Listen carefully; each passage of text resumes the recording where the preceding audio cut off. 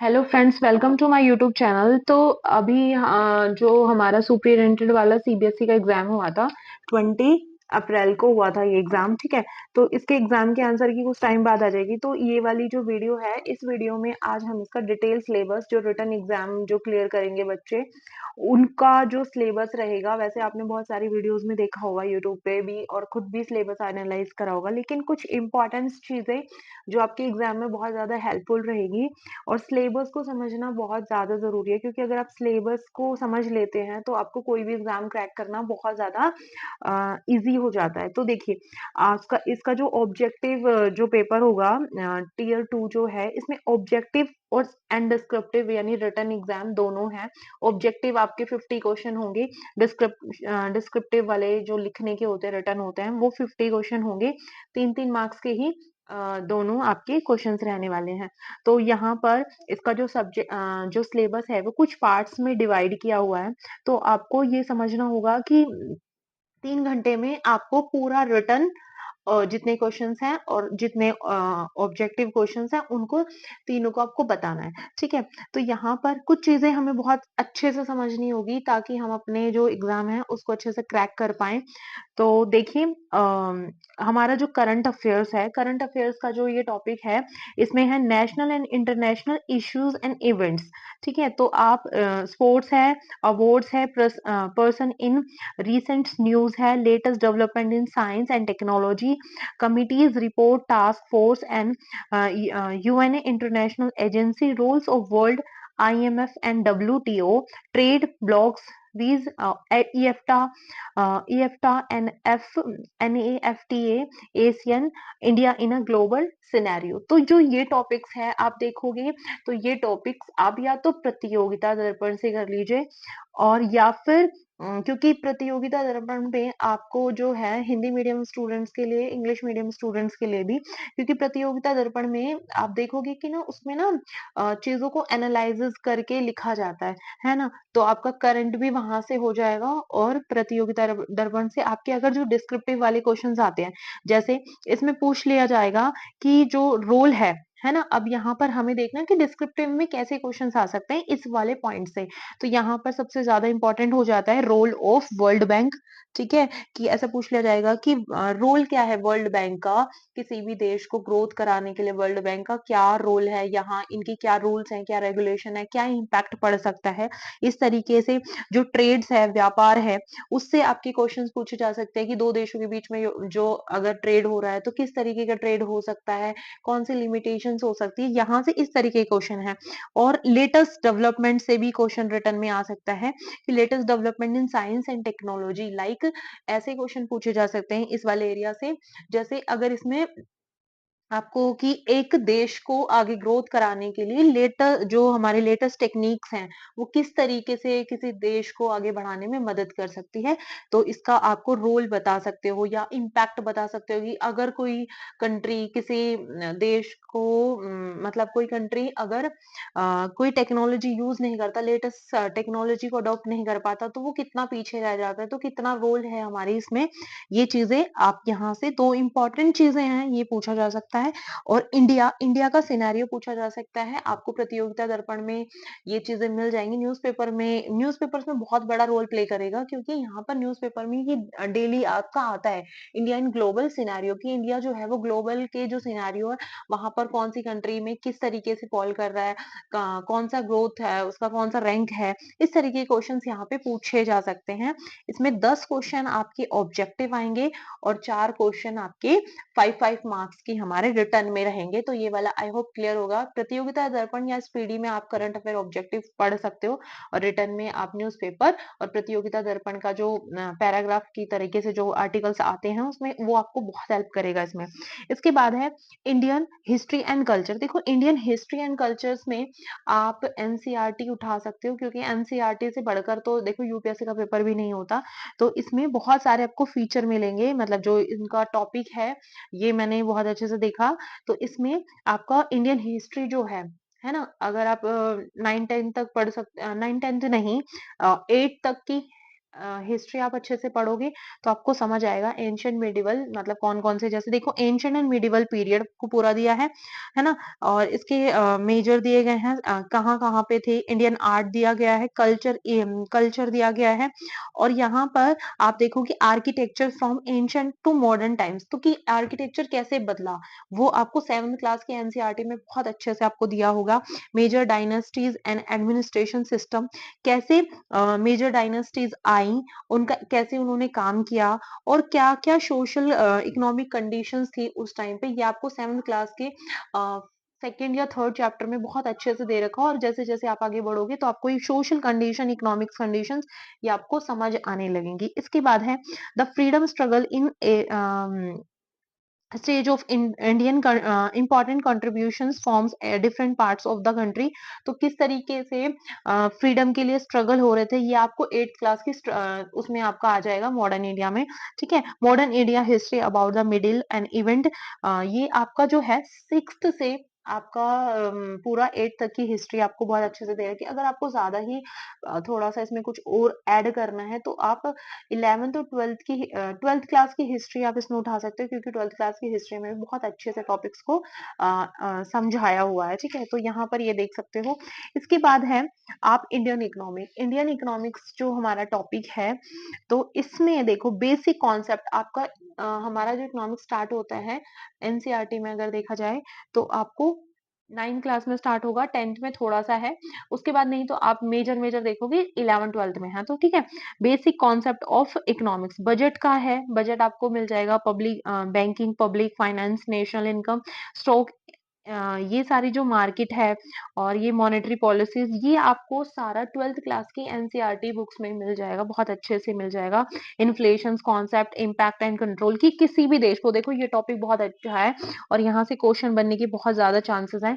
Inflation concept, impact and control, की inflation क्या है, जब देश में जब प्राइस में ऊपर नीचे होता है तब कॉन्सेप्ट, इम्पैक्ट एंड कंट्रोल, की अगर जैसे इसका कॉन्सेप्ट क्या है, क्यों होता है ये, इसका इम्पैक्ट किसी देश पे क्यों आता है और इसकी कंट्रोल, हम इसको कैसे कंट्रोल कर सकते हैं अपनी इकोनॉमी में, तो यहाँ पर इकोनॉमिक्स से जुड़ी हुई चीजें आएंगी। दूसरा आपको इसका मेजर जो क्वेश्चन बन सकता है यहाँ पर कि अगर कोई किसी भी देश में मेजर इकोनॉमिक्स प्रॉब्लम्स आती हैं तो गवर्नमेंट उसमें क्या इनिशिएटिव्स लेती है, रिफॉर्म्स किस तरीके से करती है, किस तरीके से लिबरलाइजेशन लाती है, किस तरीके की चीजों को जैसे देखते हो आपकी कोई भी चीजें बहुत महंगी हो गई है एकदम से, है ना, तो इकोनॉमिक जो है वो गड़बड़ा जाती है, तो उसको किस तरीके से गवर्नमेंट कंट्रोल करती है यहाँ पर। अब है लिबरलाइजेशन, ये आपको बहुत अच्छा टॉपिक है एग्जामिनर के लिए भी और आपके लिए भी रिटर्न में पूछा जा सकता है कि meaning of liberalisation, privatisation and globalisation, इन तीनों का आपसे अलग पूछा जा सकता है कि ये है क्या, इनके इफेक्ट क्या क्या है।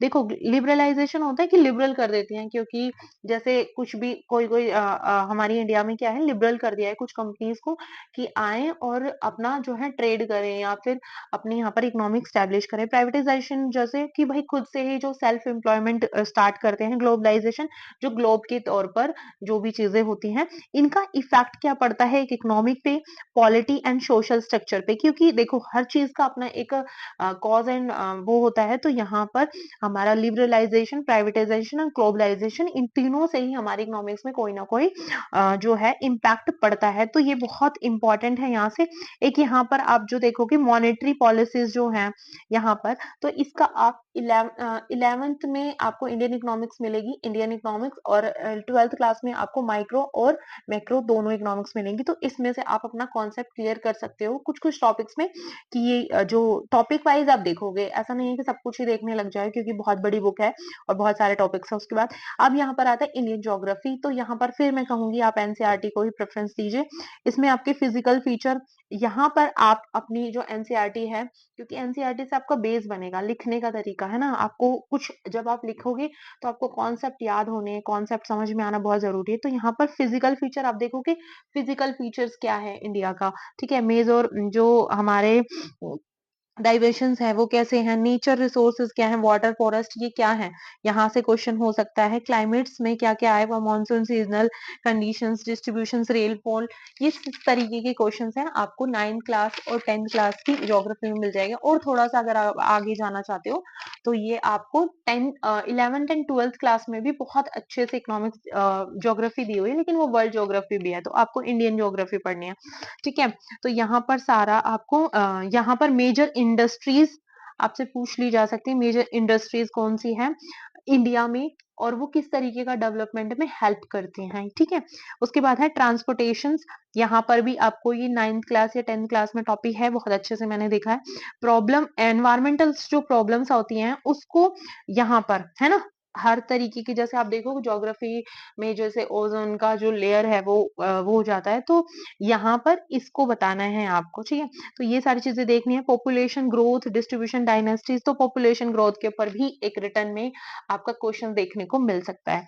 इसके बाद है science and technology. Science and technology, यहाँ पर आपका जो हमारे इंडिया के अंदर नए नए इवेंट्स हो रहे हैं इनसे रिलेटेड क्वेश्चन पूछा जा सकता है। तो देखो electronics, computers, information and communication technology, आज अब पता है आपको एआई का बहुत ज्यादा महत्व है, तो यहाँ से बहुत अच्छे से क्वेश्चन आप प्रिपेयर करके जाना, क्योंकि आपने कहीं ना कहीं हिस्ट्री, ज्योग्राफी, पॉलिटिकल ज्योग्राफी ये तो आपने पढ़ा होगा बहुत अच्छे से, है ना, तो ये आपके लिए थोड़ा नया हो सकता है कुछ स्टूडेंट्स के लिए। स्पेस टेक्नोलॉजी क्या है, सैटेलाइट्स क्या है, डिफेंस टेक्नोलॉजी क्या है, यहाँ पर the human body, food and nutrition, health, ये आपका साइंस का टॉपिक है। ठीक है, environment, ecology, change and their impacts, की इम्पैक्ट एनवायरमेंट जो है वो किस पे डिपेंड करता है, और अगर वो चेंज हो जाता है तो उसकी इम्पैक्ट हमारे एनवायरमेंट पे क्या क्या पड़ते हैं, इस तरीके के क्वेश्चंस आपको देखने को मिल सकते हैं। बायोडाइवर्सिटी, बायो यहाँ पर जेनेटिक इंजीनियरिंग की आपको इसमें बायोडाइवर्सिटी के ऊपर क्वेश्चन आपका आ सकता है।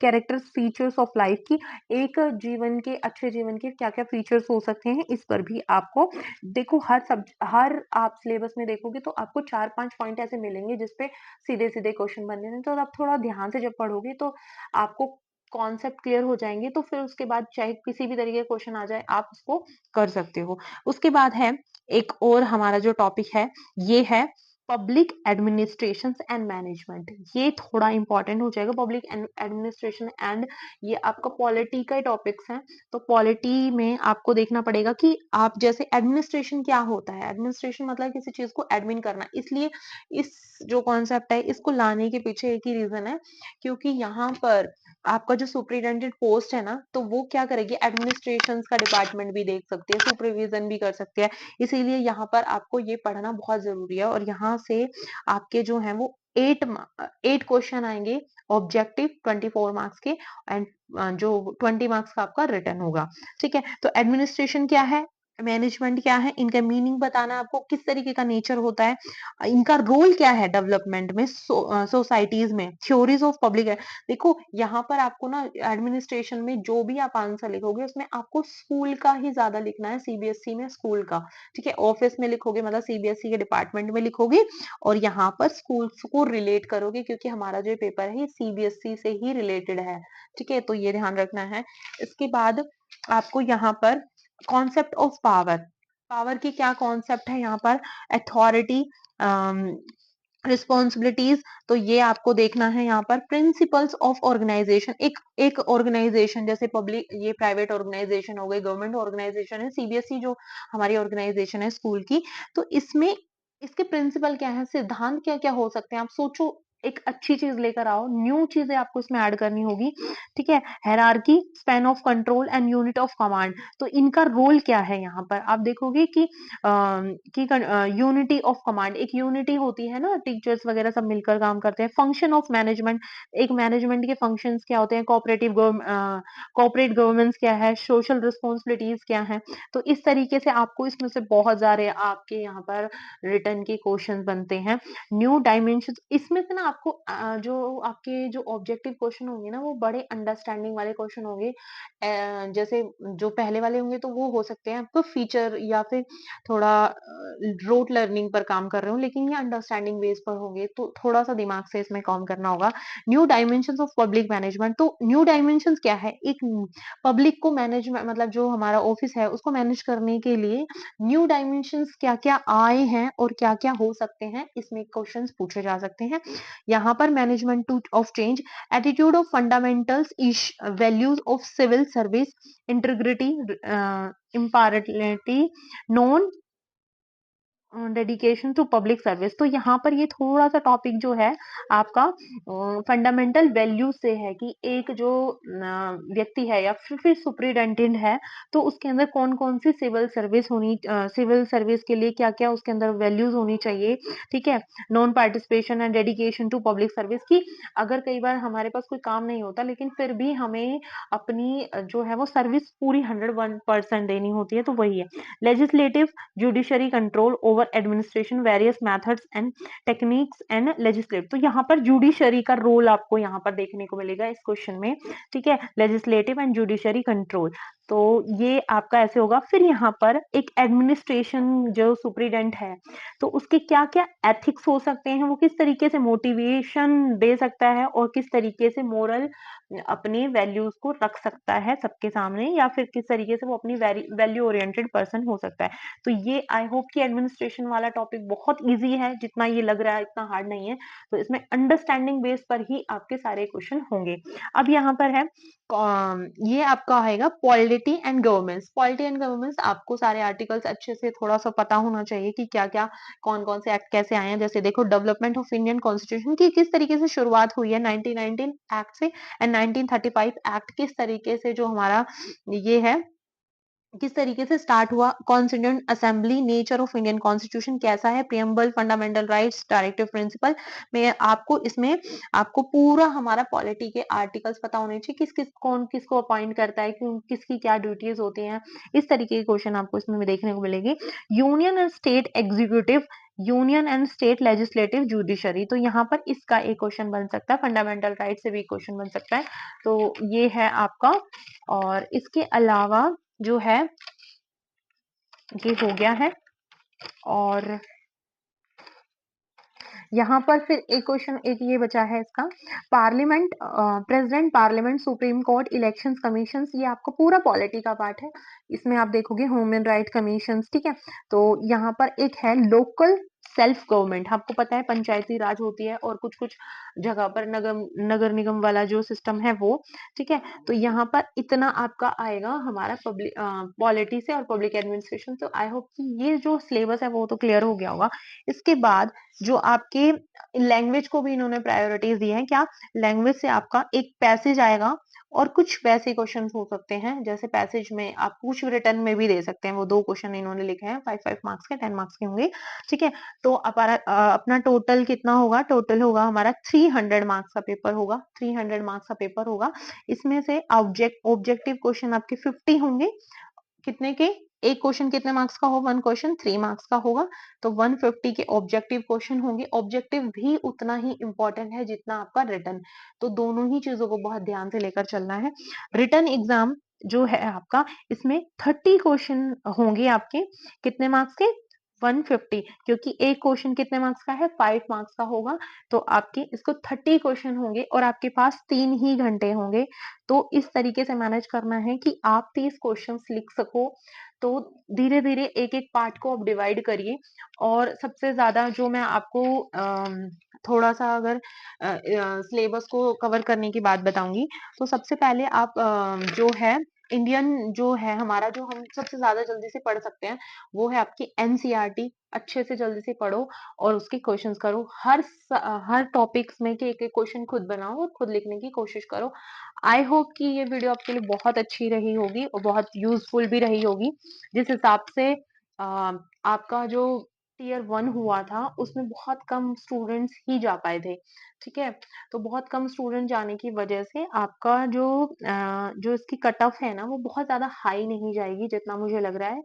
तो बहुत कम ही कट ऑफ जाएगी, क्योंकि रिटन एग्जाम्स सब नहीं निकाल पाते।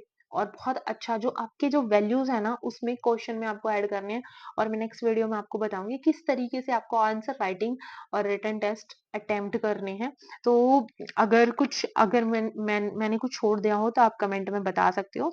और बहुत अच्छे से आप इसको कवर कर सकते हो। और बहुत सारी मार्केट में ऐसी बुक्स भी मिल जाती हैं इंस्पायर एनसीईआरटी बेस में, तो आप वो भी पढ़ सकते हो, वो भी ले सकते हो। लेकिन सबसे अच्छा अपनी एनसीईआरटी पढ़ो, वो आपको दूसरे एग्जाम में भी मतलब काम आएंगी और इन एग्जाम में तो आएगी। तो थैंक यू सो मच